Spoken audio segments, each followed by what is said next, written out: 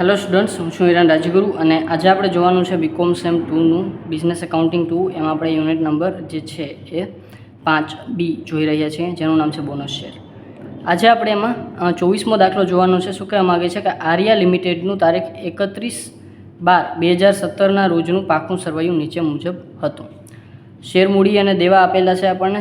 Share થાપણ બરાબર, દરેક રૂપિયા સોના તેવા પૂરા ભરપાઈ થયેલા 1,20,000.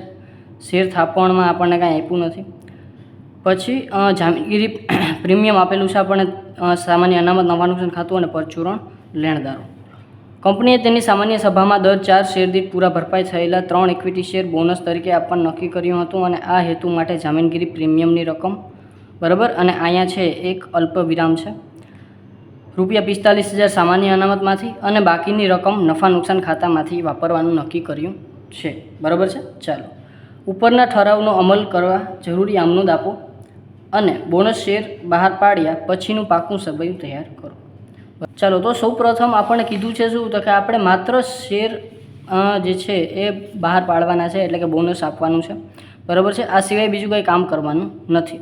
અને આપણને એમ કીધું છે કે 4 શેરે ભરપાઈ થયેલા 3 ઇક્વિટી શેર આપવાના છે. પહેલાં તો આપણે એ જોવાનું છે કે આપણા શેર ભરપાઈ થયેલા છે, તો કે હા, પૂરેપૂરા ભરપાઈ થયેલા છે.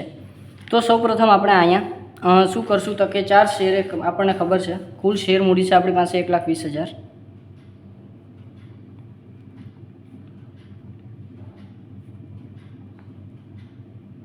રૂપિયામાં છે અને 100 રૂપિયાનો એક શેર છે. તો શેર કેટલા થાય, તો કે શેર થાય આપણી પાસે 1200. બરાબર, 1,20,000 ભાગ્યા 100 રૂપિયાનો એક શેર એટલે કે 1200 રૂપિયા, 1200 શેર થાય. તો શેરની સંખ્યા થાય 1200. આ બે વસ્તુ એક તો ગાંઠ મારી લેવાની છે. તો 4 શેરે 3 શેર. બરાબર, તો અહીંયા આપણે લખી નાખશું 4 શેર પર 3 શેર. બરાબર, તો શેર કેટલા છે આપણી પાસે 1200. તો અહીંયા આપણે 3 શેરે કેટલા મળશે, ચાલો, તો 4 શેરે 3 આપવાના છે, તો 1200 શેરે કેટલા મળશે, અહીંયા 3 ભાગ્યા 4, તો 900 શેર મળે. અને 100 રૂપિયા લખીએ આપણે જોઈએ તો 900 શેર અને 100 રૂપિયા લખીએ એનો ભાવ છે, એટલે કે 900 ગુણ્યા 100 એટલે કે 90,000 જે છે એ રૂપિયા આપણે જે છે આપવા પડે બોનસ તરીકે, 90,000. બરાબર છે. ચાલો, તો બોનસ શેરની રકમ 90,000 છે. હવે 90,000માં 3 પાર્ટ પડે છે. બરાબર, શું શું પડે છે પાર્ટમાં, તો કે પહેલો પાર્ટ એમ કહે છે કે આ હેતુ માટે જામીનગીરી પ્રીમિયમની રકમ. જામીનગીરી પ્રીમિયમની રકમ કેટલી, તો કે પૂરેપૂરી. તો જામીનગીરી પ્રીમિયમ છે 30,000. તો 30,000 રૂપિયા આપણે જામીનગીરી પ્રીમિયમમાંથી આપવાના છે. બરાબર. બીજા નંબરમાં શું કીધું છે, 45,000 સામાન્ય અનામત. તો 45,000 આપણે ક્યાંથી આપશું, સામાન્ય અનામત. અને ત્રીજા નંબરમાં બાકીની રકમ નફા નુકસાનમાંથી. તો બાકીની રકમ કેટલી વધી, તો બાકીની રકમ આપણે જોવી પડે. 45 ને 30 75, અને 75માંથી આપણે 90 માઇનસ કરીએ એટલે 15,000 જેવું વધે. અને એ 15,000 આપણે ક્યાંથી આપવા પડે, તો કે નફા નુકસાન ખાતેથી. બરાબર છે. ચાલો, આ વસ્તુ થઈ ગઈ. આ 3 ભાગમાં આપણે છે એ આપણું જે બોનસ છે એ આપવાનું છે. તો આ તો થઈ ગઈ આપણી જરૂરી ગણતરી, એટલે કે જરૂરી સમજૂતી. હવે આપણે જે કરવાનું છે એ છે આમનોંધ લખવાની છે અને બાકી છે પાકું સરવૈયું તૈયાર કરવાનું છે. તો પહેલાં હું નોંધને આ બાજુ રાખી દઉં અને માત્ર બોનસ શેરની જ આમનોંધ, અને બોનસ શેરની તમને ખબર છે આમનોંધ શું છે. બરાબર છે. તો અહીંયા આપણે બીજું કંઈ પ્રીમિયમ છે નહીં, તો આપણને ખબર છે મૂળ 2 આમનોંધ છે. તો પહેલી આમનોંધ થશે આપણે છે એ જ્યાંથી આપણે આપીએ છીએ બોનસ શેર, તો એ તો સૌ પ્રથમ આપણે જામીનગીરી પ્રીમિયમ ખાતે ઉધાર, પછી સામાન્ય અનામત ખાતે ઉધાર,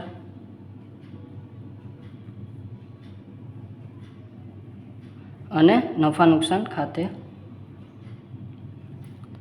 ઉધાર, અને તે શેર હોલ્ડરોના બોનસ ખાતે.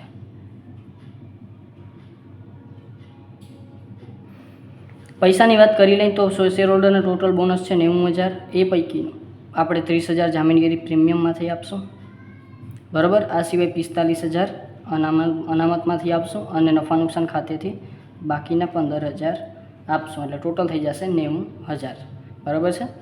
ચાલો તો અહીંયા આપણે લખશું કે બાજે શું થશે તો કે શેર હોલ્ડરના બોનસની જોગવાઈ જે છે એ બધામાંથી કઈ રીતે બરાબર છે. સામાન્ય અનામત,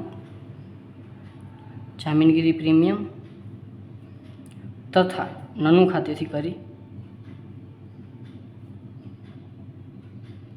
તેના, બરાબર છે. આ બધામાંથી આપણે થોડી થોડી જોગવાઈ કરી તેના. બીજી નોંધ શું થશે તો કે આ બધું આપણે ક્યાં લઈ જશું, આપણી શેર મૂડી ખાતે. તો શેર હોલ્ડર્સના બોનસ ખાતે ઉધાર, બરાબર. અને ક્યાં લઈ જશું, આપણી શેર મૂડી ખાતે. તે શેર મૂડી ખાતે કેટલી રકમ તો કે 90,000, બરાબર. બાજે બોનસની રકમ શેર મૂડી ખાતે લઈ ગયા તેના,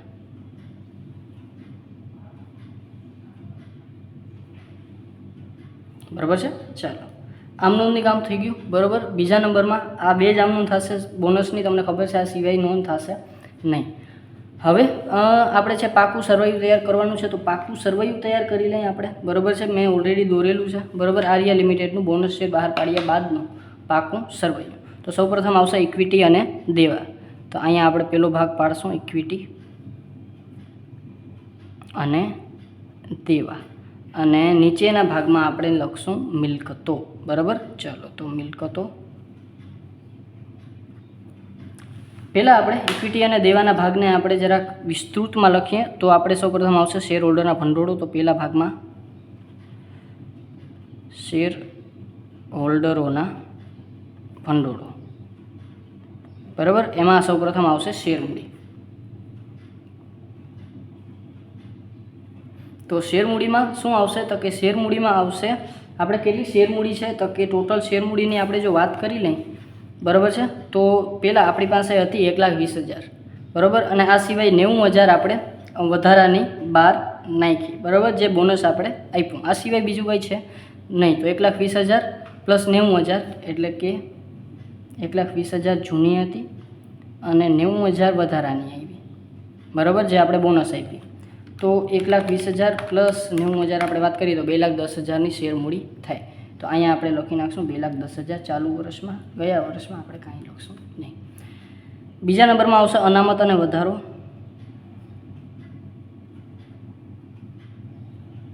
બરાબર. એટલે બીજા નંબરનો આપણો જે છે શેર હોલ્ડરના ભંડોળ પછીનો બીજો, બરાબર, અનામત અને વધારો.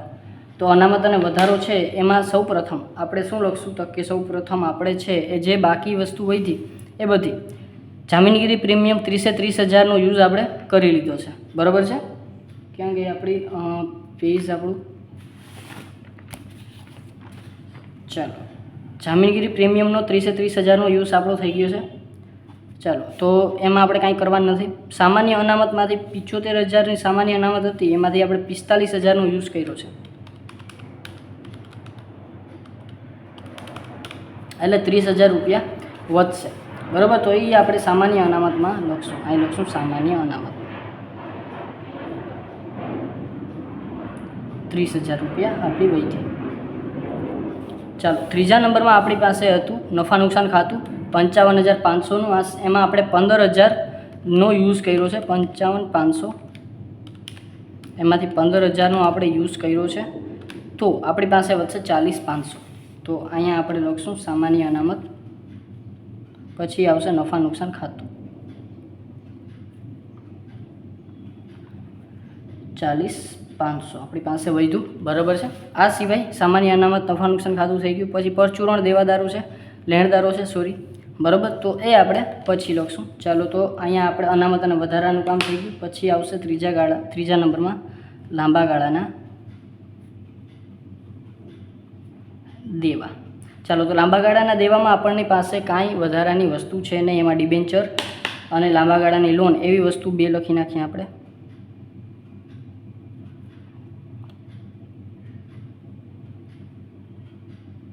પણ આપણે બેમાંથી કાંઈ આપેલું નથી. પછી લાંબા ગાળાની લોન થઈ ગઈ, લાંબા ગાળાના દેવા અથવા તો બિનચાલુ દેવાય તમે એને કહી શકો. અને અહીંયા આપણે ચોથા નંબરમાં ટૂંકા ગાળાના દેવા અથવા તો એને તમે ચાલુ દેવા પણ કહી શકો. બરાબર, તો એ આપણને કેટલા આપેલા છે, તો આને આપણે સાઈડમાં રાખી દઈએ. તો કે જો પરચુરણ લેણદારો છે એ આપણે ચાલુ દેવામાં આવે તો અહીંયા આપણે લખશું પરચુરણ લેણદારો. બરાબર, આ સિવાય લેણદારો, દેવી ઊંડી, બેંક ઓવરડ્રાફ્ટ, બરાબર, આ બધું આપણા ટૂંકા ગાળામાં આવે. આ સિવાય ટૂંકા ગાળાની લોન છે એ પણ આપણા ટૂંકા ગાળાના અથવા તો ચાલુ દેવામાં આવે.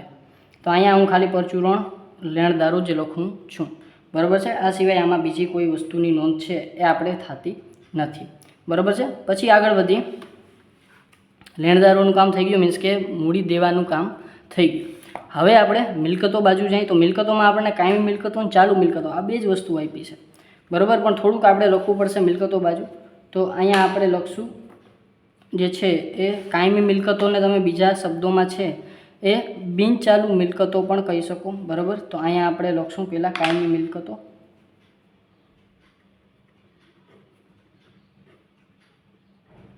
બરાબર, એમાં જમીન, મકાન, મશીનરી, બરાબર છે, આ સિવાય છે એ ફર્નિચર, બરાબર, વાહનો, આ બધી કંપનીની ચાલુ મિલકતો છે, કાયમી મિલકતો છે અથવા તો બિનચાલુ મિલકતો છે. પણ અહીંયા આપણને દ્રશ્ય કે અદ્રશ્ય કે બીજું કાંઈ આપ્યું નથી. બરાબર, જે પાઘડી છે, બરાબર છે, તો આ બધી કંપનીની છે એ કાયમી મિલકતો છે. પણ કાયમી મિલકતોમાં આપણને બીજી કોઈ ડિટેલ આપેલી નથી. તો અહીંયા આપણે કાયમી મિલકતો એની જગ્યાએ બિનચાલુ મિલકતો ઉપર આપણે હેડિંગ નાખી દઈએ, કારણ કે કાયમી મિલકતો આપણને આપેલું છે. બિનચાલુ મિલકતો એમાં પહેલાં આપણે અહીં લખી નાખીએ દ્રશ્ય. બરાબર, પછી અહીંયા આપણે અદ્રશ્ય મિલકતો. બરાબર, આ સિવાય જે છે એ બ્લુ પેન લઈ લઉં, રોકાણો, બધું થોડું થોડું લખી નાખીએ. બરાબર છે, લાંબા ગાળાના રોકાણો. પછી લાંબા ગાળાના ધિરાણ જે આપણે બીજાને આપ્યા હોય એ પણ તમે લખી શકો. પણ એમાં આપણને કશું જ આપેલું નથી. અદ્રશ્ય મિલકતો એમાંય પણ આપણને કાંઈ આપેલું નથી. પણ કાયમી મિલકતો આપણને આપી છે 1,87,500. બરાબર, અને બિનચાલુ મિલકતો થઈ ગઈ. પછી ચાલુ મિલકતો.